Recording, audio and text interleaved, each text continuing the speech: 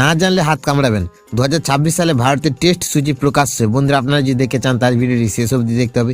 চ্যানেলটিকে সাবস্ক্রাইব করে একটা লাইক দিতে হবে এবং নোটিফিকেশন বেল আইকন দাবাতে হবে। 2025 সালে টিম ইন্ডিয়া টেস্ট ক্রিকেটে খুব একটা নজর কাড়া পারফরমেন্স করতে পারেনি। এই বছর ভারতের টেস্ট দলের নতুন অধিনায়ক হিসেবে শুভমন গিলের কাঁধে দায়িত্ব তুলে দেওয়া হয়। ইংল্যান্ডের মাটিতে ভারত দুর্দান্ত খেললেও দেশের মাটিতে পারফরমেন্স ছিল একেবারে হতাশাজনক। এছাড়াও 2025 সালে টেস্ট ক্রিকেট থেকে অবসর নিয়েছে রোহিত শর্মা এবং বিরাট কোহলির মতো অভিজ্ঞ তারকারা। ওয়েস্ট ইন্ডিজের বিরুদ্ধে সিরিজ জয় এলো, দক্ষিণ আফ্রিকার বিরুদ্ধে ক্লিন সুইপ হয়ে যায় টিম ইন্ডিয়া।